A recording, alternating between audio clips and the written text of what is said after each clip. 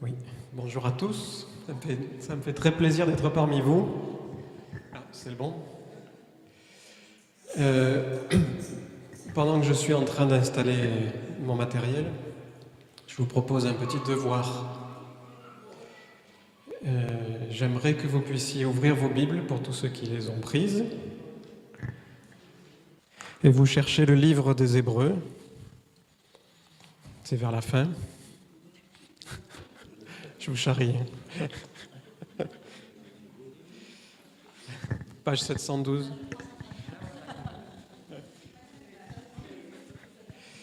Vous cherchez le chapitre 11. Et l'objectif, c'est que vous le lisiez avant que j'ai fini. Comme ça, on va en parler.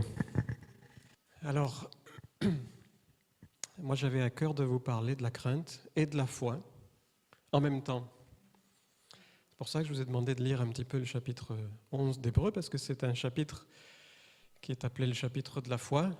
Je ne sais pas trop par qui, mais en tout cas, voilà, moi je l'appelle comme ça.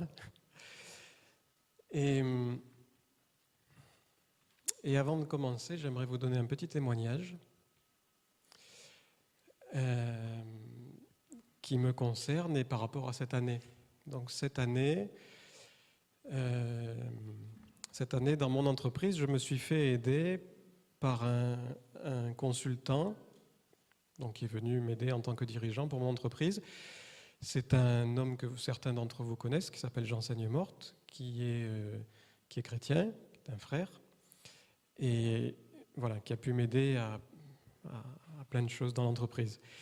Et en particulier, pendant toute cette période-là, eh bien, je me suis rendu compte, et je pense que c'est vrai pour chacun d'entre nous, qu'il y a certaines choses qui me bloquaient. Il y avait des craintes que j'avais sur voilà, comment aller de l'avant, comment affronter quelques Goliaths. Voilà. Et ce qui est intéressant, c'est qu'on n'a pas tous les mêmes Goliaths du tout, mais par contre, pour chacun de nous, ils sont très grands, en général. Ils ont une belle taille, ils nous impressionnent. Et finalement, pour le Goliath particulier qui me concernait, moi, dans mon entreprise, je me suis rendu compte que c'était comme un décor à Hollywood. C'est-à-dire que c'est une belle façade de maison, mais si on pousse, c'est du carton, ça tombe. Et alors, quand je dis ça, c'est pas pour mépriser Goliath, du tout. Ouh là, je m'en garderai bien. Mais je crois vraiment que c'est une réalité. Parce que nous sommes, en tant que chrétiens, habités par l'Esprit de Dieu. Et quand David est allé voir Goliath, il ne s'est pas penché ou épanché sur sa taille, sur sa force, sur le fait qu'il maniait la lance depuis tout petit. Ce qui comptait pour David, c'est de dire « mais nous sommes circoncis, nous appartenons à Dieu. Et parce qu'on appartient à Dieu, eh bien on va le vaincre, peu importe sa taille. » Donc c'est quelque chose de vraiment capital. D'ailleurs, entre parenthèses, si vous remarquez comment s'est passée cette bataille à l'époque, eh bien, il y avait d'un côté les Philistins, de l'autre côté le peuple d'Israël, les deux armées se faisaient face. Et d'après ce qui nous est dit dans 2 Samuel, de mémoire, 17 à peu près, matin et soir, Goliath venait défier l'autre armée. Matin et soir pendant 40 jours. Alors je ne sais pas vous, mais moi si j'avais été Goliath, et si vraiment j'étais fort, au bout de 2 ou 3 fois où je les défie, j'y vais. Il a, si on croit que c'est écrit littéralement et que c'est vrai, 80 fois, il est venu dire « Qui est-ce qui vient venir me battre ? Vous avez peur, hein ?» Mais il n'a pas avancé. Il n'a pas avancé. Donc ma remarque, c'est finalement, est-ce qu'il était aussi sûr de lui que ça? D'ailleurs, quand sa tête a été coupée, toute l'armée des Philistins est partie, toute l'armée. Une armée, c'est quand même censé combattre. Ils sont quand même censés savoir les forces qu'ils ont. Leur seule force, c'était Goliath. Étonnant. Si ce n'est peut-être qu'eux-mêmes avaient très peur finalement. Si ce n'est peut-être que le diable n'est-il pas le père du mensonge? Ce fameux carton-pâte qui cherche à effrayer plus qu'autre chose. Regardez par exemple aussi lorsque le peuple a fait le tour de Jéricho et que les murailles se sont effondrées, que Rahab a été sauvée. Eh bien, c'est une histoire merveilleuse, mais quand on voit, alors je ne sais pas pourquoi je parle de là, parce que je veux parler juste avant, lorsque les espions sont venus voir Rahab et qu'elle a dit, mais peut-être que finalement, eh bien, si vous nous tuez tous et si vous ne me tuiez pas moi, voilà, par exemple, elle a dit quelque chose comme ça.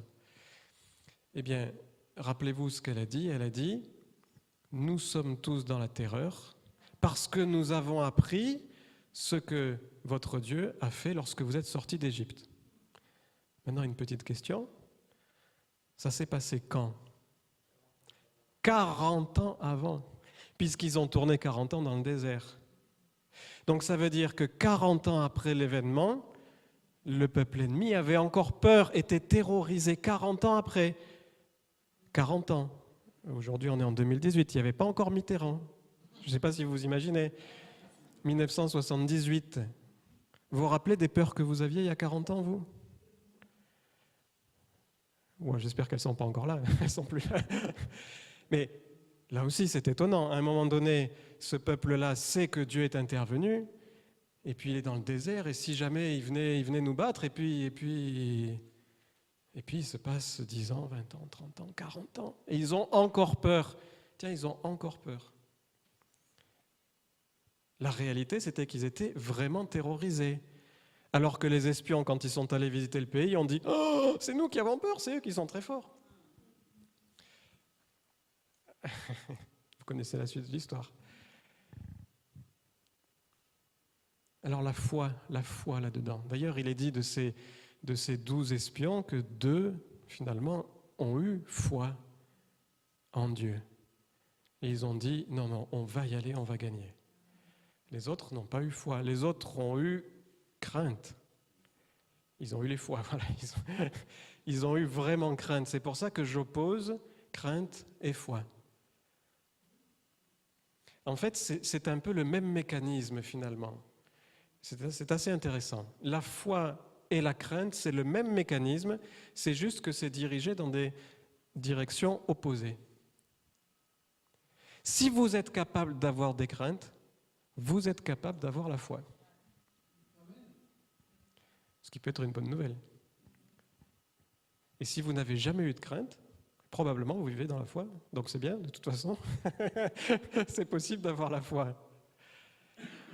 Et Romains 10, 17 nous dit « Ainsi la foi vient de ce qu'on entend, et ce qu'on entend vient de la parole de Christ. » Il y a un lien direct sur la création, sur la manifestation de la foi ou de la crainte d'ailleurs. Parce que quand il est dit « la foi vient de ce qu'on entend », la question c'est « qu'est-ce qu'on entend en réalité ?»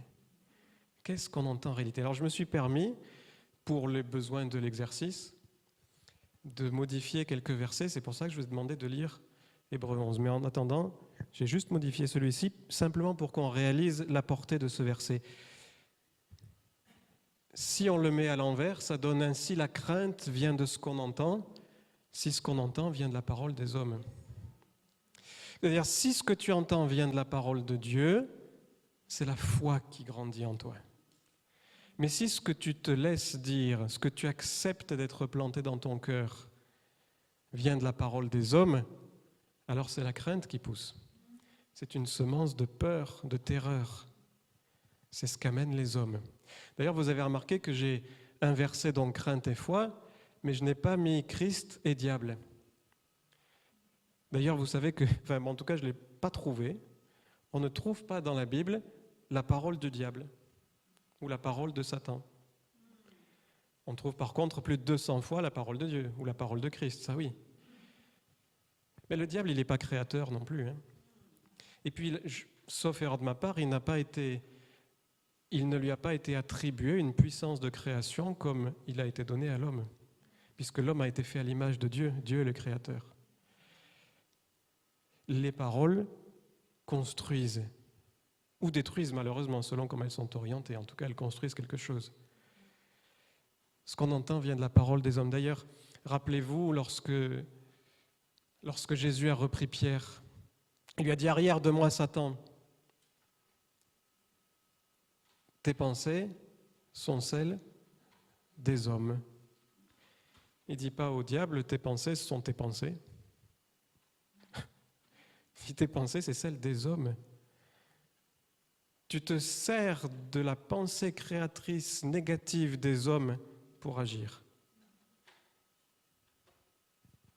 Vous me suivez là? C'est bon? C'est quelque chose de très important à comprendre. Le diable se sert de la puissance créatrice de l'homme négative pour son œuvre.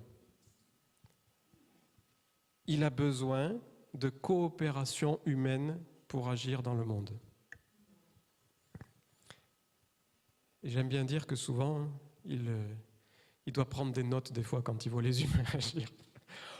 Oh, c'est pas mal ce qu'il est en train de dire là, ils sont en train de se détruire eux-mêmes. Regarde comme ils se font harakiri. Attends, je note, ça c'est super bon. Il n'y a pas besoin de nous, bien souvent, malheureusement. Donc on en arrive à Hébreux 11, le chapitre de la foi. Et j'aimerais vous lire ce Hébreux 11, mais d'une certaine manière, en inversé.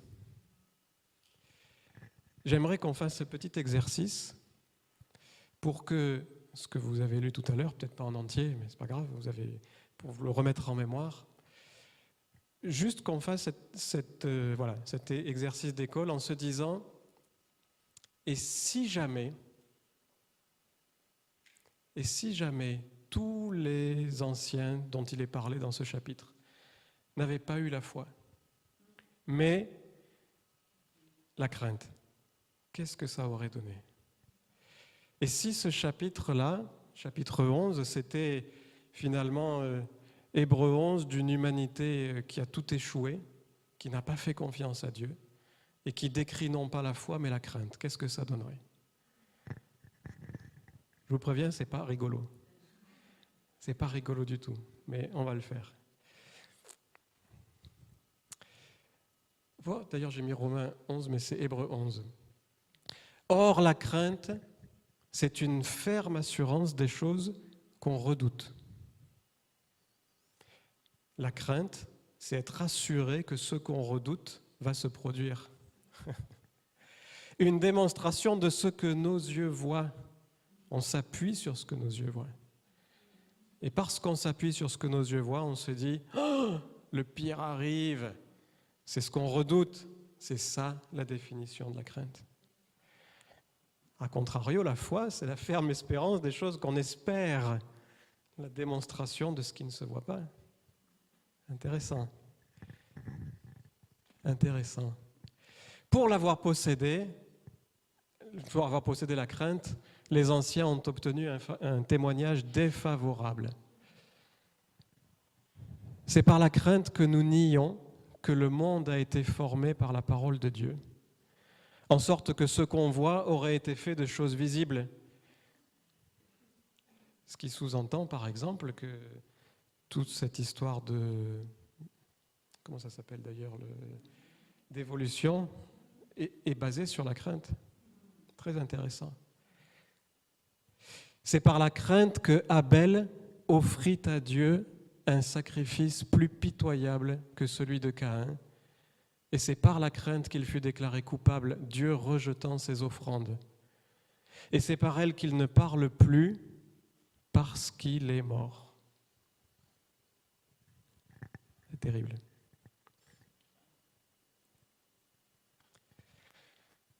C'est par la crainte que Enoch ne fut pas enlevé et qu'il goûta la mort et qu'il resta ici-bas parce que Dieu ne l'avait pas enlevé.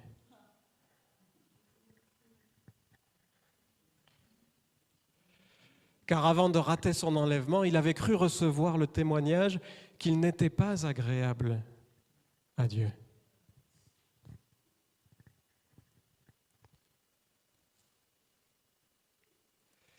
Or, sans la crainte, il est impossible de lui être désagréable. Je le relis celui-là. Sans la crainte, il est impossible de lui être désagréable.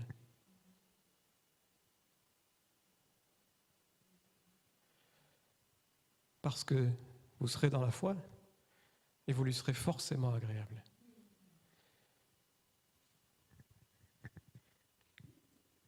Car il faut que celui qui rejette Dieu croie que Dieu n'existe pas et qu'il n'est pas le rémunérateur de ceux qui le cherchent.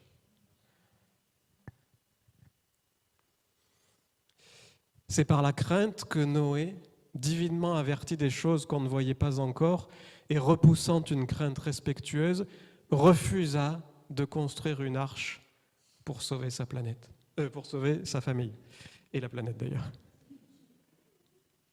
C'est par elle qu'il condamna le monde et devint héritier de la culpabilité qui s'obtient par la crainte.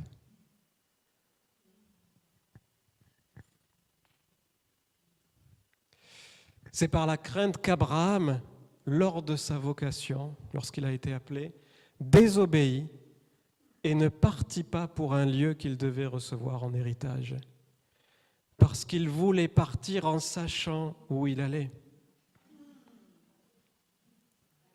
Il voulait partir en sachant où il allait. Je vous ai dit, c'est choquant, hein? C'est par la crainte qu'il ne vint pas s'établir dans la terre promise comme dans une terre étrangère, n'habitant pas sous des tentes, ni lui, ni Isaac, ni Jacob, pourtant co-héritiers de la même promesse.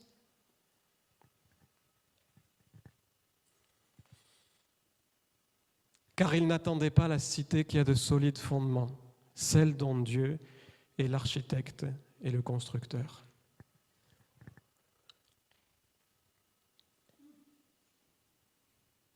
C'est par la crainte que Sarah elle-même, à cause de son âge avancé, fut incapable d'avoir une postérité, parce qu'elle mit en doute la fidélité de celui qui avait fait la promesse.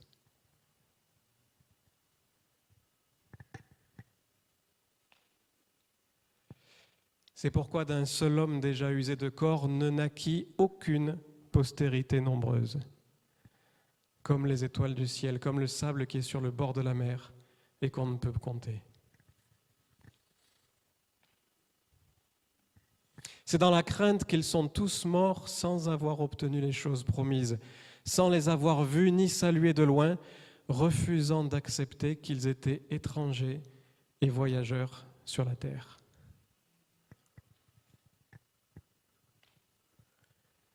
Ceux qui parlent ainsi montrent qu'ils ne cherchent aucunement une autre patrie. Ayant gardé en vue celle d'où ils étaient sortis, ils eurent l'opportunité d'y retourner.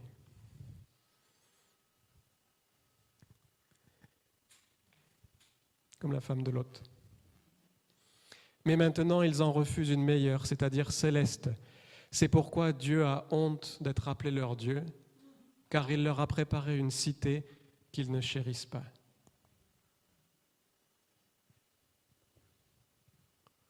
C'est par la crainte qu'Abraham refusa d'offrir Isaac lorsqu'il fut mis à l'épreuve et qu'il préserva son fils unique, lui qui avait reçu les promesses et à qui il avait été dit « En Isaac sera nommé pour toi une postérité ». Il pensait que Dieu n'est pas assez puissant, surtout pour ressusciter les morts. Aussi le perdit-il, Isaac, par une sorte de mort.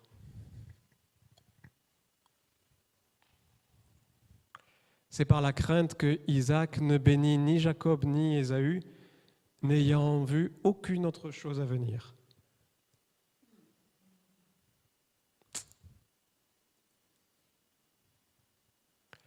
C'est par la crainte que Jacob, mourant, ne bénit aucun des fils de Joseph et qu'il se referma sur lui-même, appuyé sur l'extrémité de son bâton.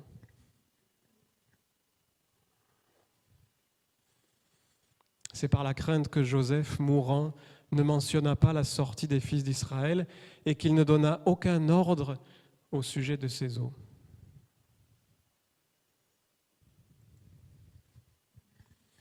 C'est par la crainte que Moïse, à sa naissance, ne fut pas caché par ses parents, bien qu'ils virent que l'enfant était beau, parce qu'ils craignaient l'ordre du roi.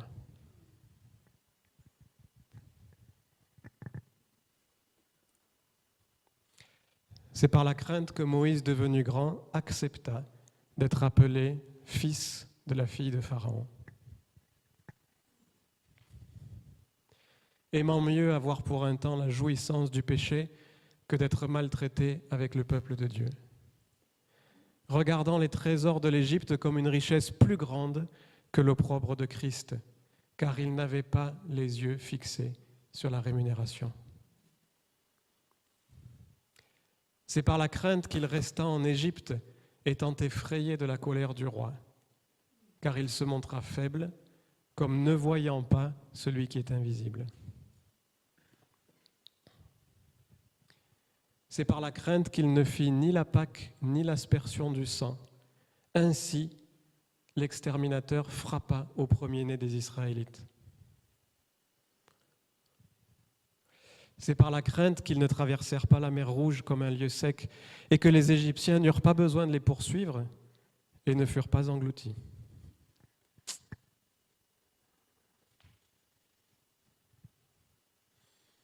C'est par la crainte que les murailles de Jéricho restèrent debout après qu'on en eut fait le tour pendant 7 jours.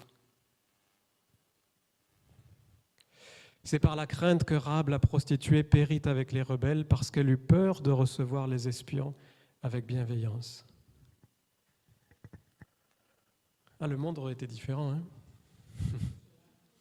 Et que dirais-je encore, car le temps me manquerait pour parler de Gédéon, de Barak, de Samson, de Jephthé, de David, de Samuel et des prophètes qui, par la crainte, perdirent des royaumes, exercèrent l'injustice, n'obtinrent aucune promesse, se firent dévorer par des lions, périrent par la puissance du feu, n'échappèrent pas aux tranchants de l'épée, moururent de leur maladie, furent faibles à la guerre, fuirent devant des armées étrangères. Des femmes laissèrent leur mort derrière elles, d'autres furent livrées au tourment et n'acceptèrent point de délivrance, sans chercher à obtenir une meilleure résurrection. D'autres subirent les moqueries et le fouet, les chaînes et la prison. Ils furent lapidés, sciés, torturés. Ils moururent tués par l'épée. Ils allèrent çà et là vêtus de peaux de brebis et de peaux de chèvre, dénués de tout, persécutés, maltraités, eux qui étaient indignes de vivre dans ce monde, errant dans les déserts et dans les montagnes, dans les cavernes et les antres de la terre. Tout cela, à la crainte desquels il a été rendu témoignage, n'ont pas obtenu ce qui leur était promis. Dieu ayant quelque chose de meilleur pour nous, afin que nous parvenions à la perfection sans eux. Désolé pour l'ambiance.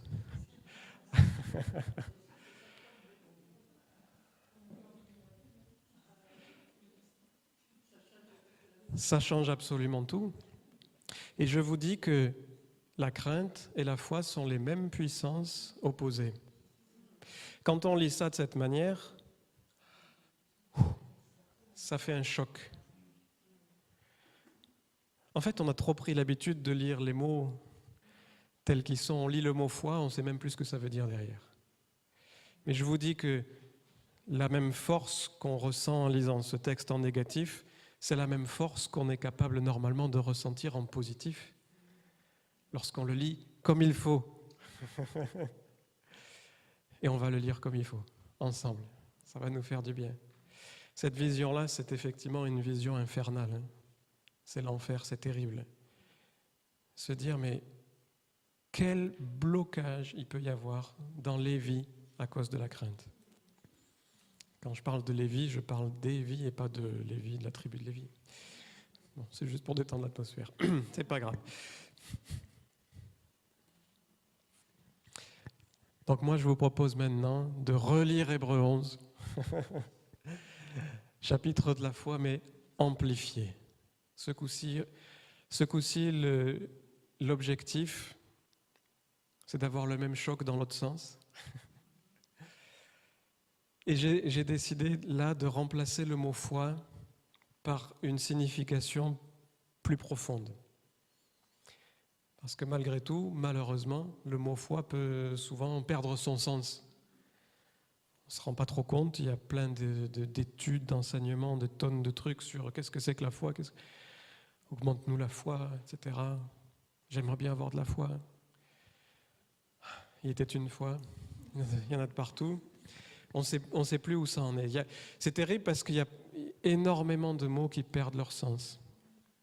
À force de les lire, ça ne veut plus rien dire. Donc, je vous propose une petite version amplifiée, made in Codognan. Or, la confiance en l'amour fou, immuable, inarrêtable, indestructible et éternel de Dieu pour le monde est une ferme assurance des choses qu'on espère, une démonstration de celles qu'on ne voit pas. C'est lorsque je commence à comprendre et à faire confiance à Dieu en disant « Mais oui, c'est à cause de son amour pour chaque être humain que Dieu que je peux avoir de l'espérance. » C'est si je me base là-dessus, si je me base sur cet amour de Dieu, je peux espérer de bonnes choses. Et je peux l'espérer de manière sûre parce qu'il s'agit de Dieu. Parce qu'il ne s'agit pas d'un homme. Un homme peut mentir. Dieu ne peut pas mentir. Pour l'avoir possédée, cette confiance, cette foi, les anciens ont obtenu un témoignage favorable. C'est parce que nous croyons avec certitude que Dieu a créé chacun de nous pour que nous jouissions de son amour infini, que nous reconnaissons que le monde a été formé par sa parole. Il a créé le monde pour que nous jouissions de son amour. En sorte que ce qu'on fait n'a pas été fait de choses visibles.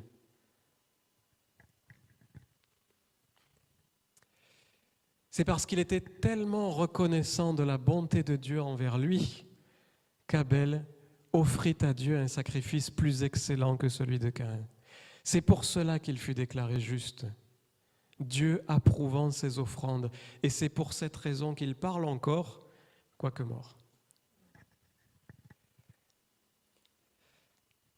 C'est parce qu'il se savait tellement aimé et désiré par Dieu qu'Enoch fut enlevé pour qu'il ne vît point la mort et qu'il ne parut plus parce que Dieu l'avait enlevé. Car avant son enlèvement, il avait reçu le témoignage qu'il était agréable à Dieu. La foi d'Enoch, c'était de se savoir aimé et désiré de Dieu. Tu me veux tellement que... Pourquoi je suis encore là ?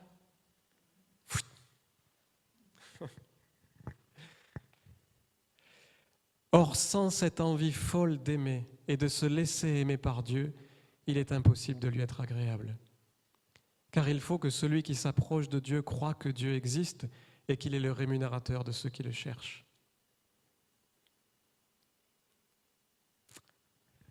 C'est parce qu'il savait que Dieu le voyait comme un homme juste que Noé, divinement averti des choses qu'on ne voyait pas encore et saisi d'une crainte respectueuse, construisit une arche pour sauver sa famille.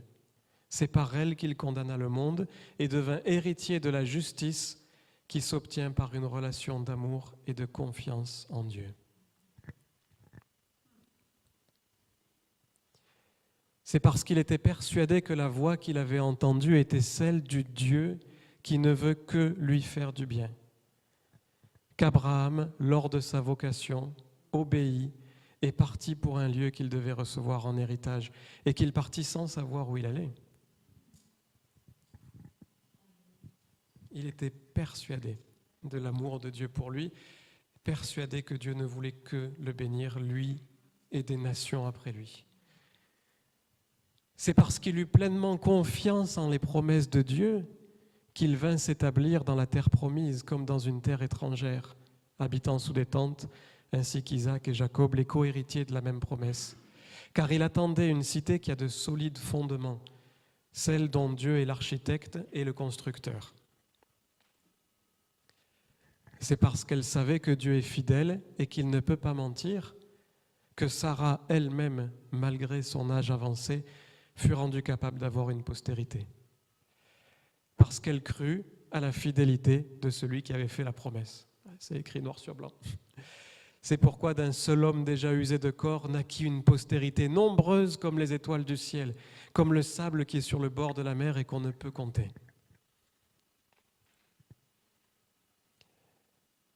C'est dans cette confiance inébranlable en l'amour et la bonté de Dieu envers eux qu'ils sont tous morts sans avoir obtenu les choses promises. Mais ils les ont vus et salués de loin, reconnaissant qu'ils étaient étrangers et voyageurs sur la terre. Ceux qui parlent ainsi montrent qu'ils cherchent une patrie. S'ils avaient eu en vue celle d'où ils étaient sortis, ils auraient eu l'opportunité d'y retourner. Mais maintenant, ils en désirent une meilleure, c'est-à-dire une céleste. C'est pourquoi Dieu n'a pas honte d'être appelé leur Dieu, car il leur a préparé une cité. C'est parce qu'il avait entièrement confiance en la puissance infinie de Dieu pour accomplir ses promesses qu'Abraham offrit Isaac lorsqu'il fut mis à l'épreuve et qu'il offrit son fils unique, lui qui avait reçu les promesses et à qui il avait été dit « En Isaac sera nommé pour toi une postérité ». Il pensait que Dieu est puissant même pour ressusciter les morts. Aussi le recouvra-t-il par une sorte de résurrection. Magnifique. C'est parce qu'il savait qu'il était le fils de la promesse qu'Isaac bénit Jacob et Ésaü en vue des choses à venir. Oh, il le savait, papa lui avait raconté.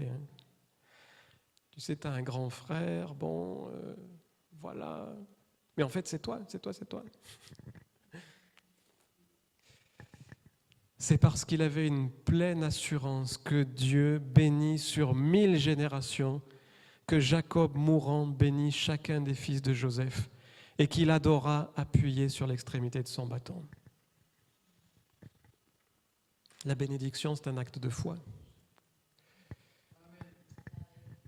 C'est parce qu'il était persuadé que Dieu l'aimait et voulait vivre une relation éternelle avec lui que Joseph, mourant, fit mention de sa sortie des fils d'Israël et qu'il donna des ordres au sujet de ses os. Emportez-les avec vous, parce qu'un jour je vais ressusciter. Parce que Dieu me veut avec lui. C'est parce qu'ils avaient la certitude que Dieu pose un regard favorable sur chaque être humain, et en particulier les plus petits et les plus fragiles, que les parents de Moïse à sa naissance le cachèrent pendant 3 mois, parce qu'ils virent que l'enfant était beau et qu'ils ne craignirent pas l'ordre du roi. Vous voyez, la foi prend plein d'aspects selon. C'est parce qu'il savait que rien n'a plus de valeur que d'appartenir à la famille de Dieu, que Moïse, devenu grand, refusa d'être appelé fils de la fille de Pharaon, aimant mieux être maltraité avec le peuple de Dieu que d'avoir pour un temps la jouissance du péché, regardant l'opprobre de Christ comme une richesse plus grande que les trésors de l'Égypte, car il avait les yeux fixés sur la rémunération. Et c'est parce qu'il avait la certitude que Dieu était avec lui, aimait son peuple et le protégerait de tout mal, qu'il quitta l'Égypte sans être effrayé de la colère du roi. Car il se montra ferme, comme voyant celui qui est invisible.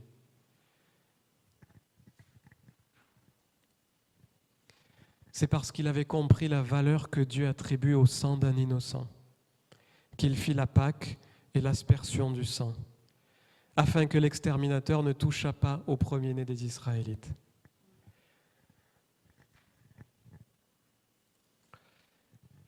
C'est parce qu'ils eurent confiance dans l'amour et la puissance de Dieu qu'ils traversèrent la mer Rouge comme un lieu sec, tandis que les Égyptiens qui en firent la tentative furent engloutis.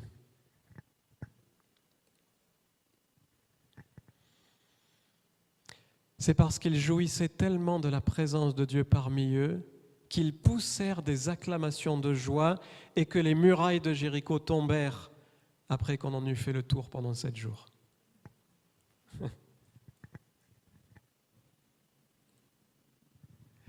C'est parce qu'elle savait que Dieu accepte tous ceux qui viennent à lui, quelles que soient leurs actions, leur race ou leur religion, que Rahab la prostituée ne périt pas avec les rebelles, parce qu'elle avait reçu les espions avec bienveillance.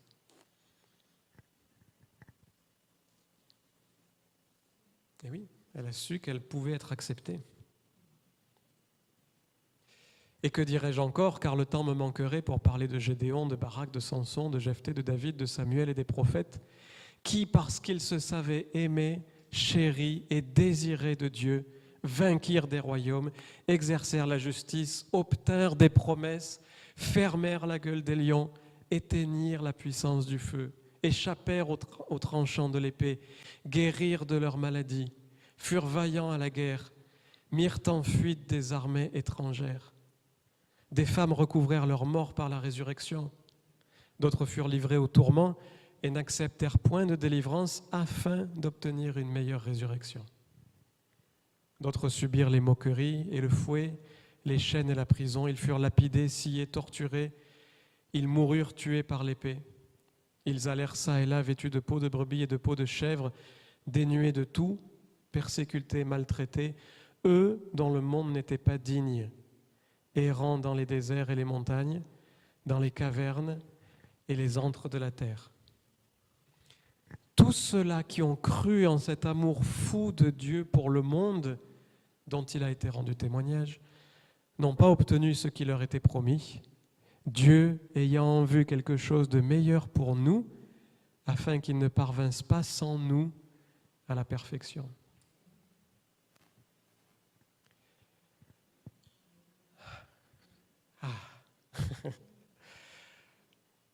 Il y a quelque chose d'extraordinaire en plus dans ce verset, dans ces versets que l'on vient de lire. Ce qui est extraordinaire, c'est la puissance de destruction qu'il peut y avoir dans la crainte d'un côté et la puissance de construction qu'il peut y avoir dans la foi de l'autre côté. Quand j'ai confiance en Dieu, les choses se construisent. Quand j'ai confiance dans la certitude que je suis important à ses yeux, dans la certitude que c'est pas ce que j'ai fait, c'est pas que rien ne peut me séparer de son amour, comme il est dit dans Romains 8. Quoi que j'ai fait, quoi que j'ai pensé, quoi que j'ai dit, rien ne peut me séparer de son amour. Il est amour, il ne peut pas s'empêcher de m'aimer. Il ne peut pas s'empêcher d'aimer chacun de nous, indépendamment de qui on est, d'où on vient, ce qu'on a fait. Et il est dit de tous ces anciens que Dieu a quelque chose de meilleur pour nous.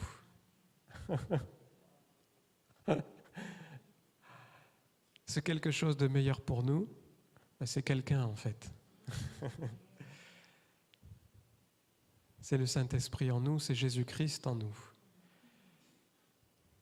Tous ces gens dont il est parlé n'étaient pas nés de nouveau. Et ils ont goûté, malgré tout, ils ont goûté à cette bonté de Dieu pour eux. Ils ont compris que Dieu est celui qui rassemble, que Dieu est celui qui accepte, que Dieu est celui qui attire vers lui. Et grâce à Christ, nous pouvons, nous, expérimenter chaque jour dans notre esprit la présence de Dieu.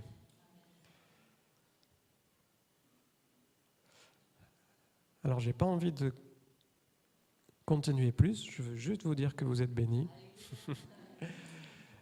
de toute bénédiction spirituelle. Et j'avais envie qu'on puisse peut-être prendre un temps pour prier, parce que peut-être pour certains d'entre nous, on se trouve confronté à des craintes, à des murs, à des Goliaths. On sent qu'ils sont... On en a peut-être vaincu plusieurs des Goliaths, mais ceux-là, ils sont beaucoup plus grands. On ne sait pas pourquoi, ils sont toujours plus grands, les suivants. Mais notre Dieu est encore plus grand. Notre Dieu est encore plus grand. Donc je vous propose de prier. Je vais prier pour chacun de nous ici. Et puis si certains veulent une prière plus individuelle, bien qu'on puisse prier là aussi pour que quelque part cette foi dont on parle de manière souvent théorique malheureusement puisse s'imprimer de manière pratique. Qu'on puisse chacun rentrer dans une compréhension, une acceptation de l'amour de Dieu pour nous, de sa volonté, de sa bienveillance envers nous.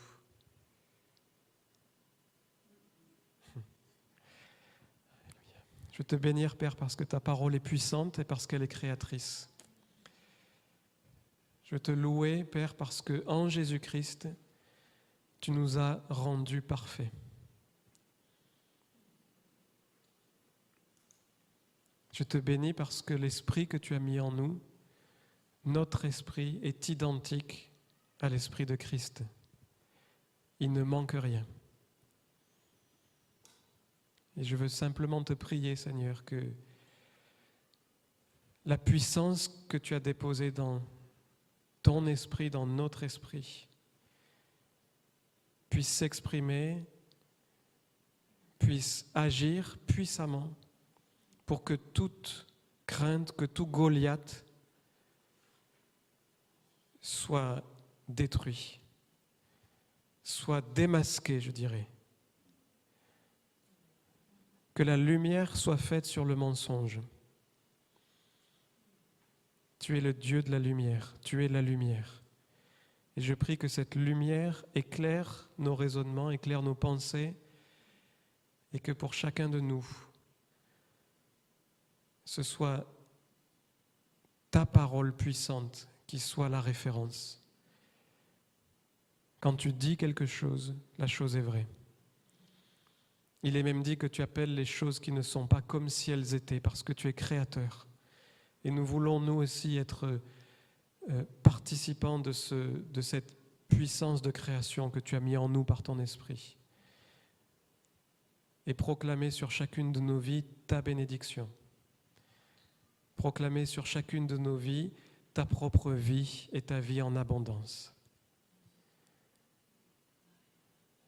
Père, nous voulons en tant que corps, en tant qu'Église, nous unir, accorder nos prières et refuser les mensonges du diable qui peuvent nous miner dans nos vies. Tout ce qui peut nous détruire, nous couper les jambes, nous voulons le refuser en ton nom. Nous voulons voir, Seigneur, avec tes yeux et non pas les yeux du monde. Nous voulons, Seigneur, avoir ce même esprit que David avait quand il a dit « Mais nous sommes, nous, circoncis. Et eux ne le sont pas. Alors nous serons vainqueurs parce que Dieu est avec nous. » Et non seulement tu es avec nous, Seigneur, mais tu es en nous.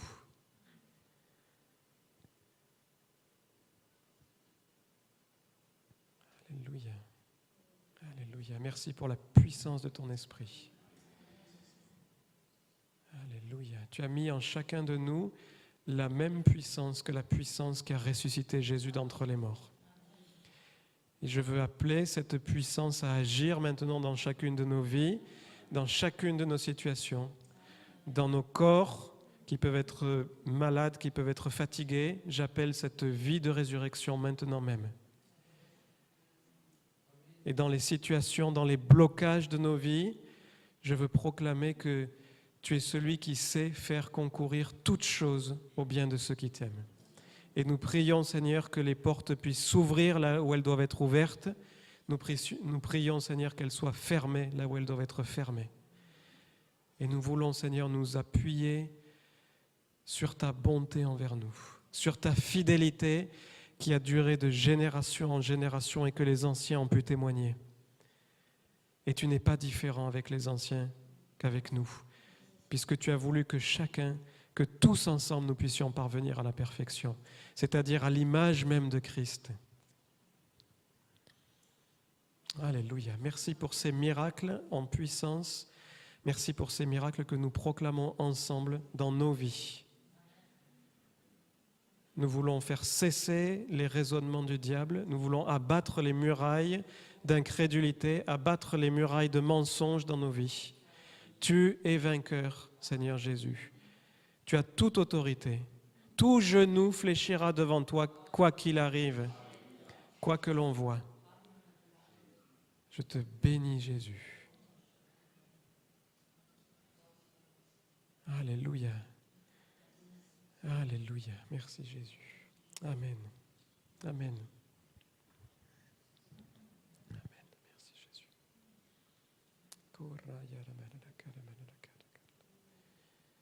Merci, Jésus. Merci, Père.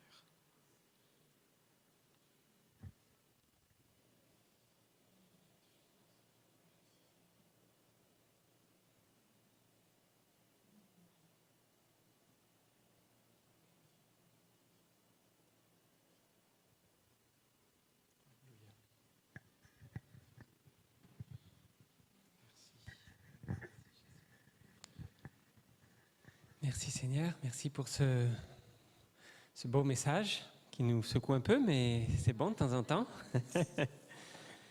Voilà, je crois que c'est important pour nous de prendre position par rapport à la peur, à la crainte, au quotidien dans nos vies, aussi à nos paroles négatives qu'on peut dire sur nous, sur les situations dans nos vies, sachant que la parole est puissante. Donc voilà, ayons des paroles positives, recherchons la foi, recherchons la présence de Dieu dans nos vies. Merci Bruno pour ce partage qui est essentiel. Si d'autres personnes à la fin du culte ont besoin de la prière, vous allez voir Bruno ou Martial.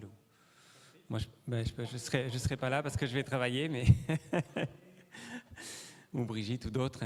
On prie les uns pour les autres, il n'y a pas de prière. Voilà, on va s'arrêter là pour aujourd'hui. Oui, bonjour à tous.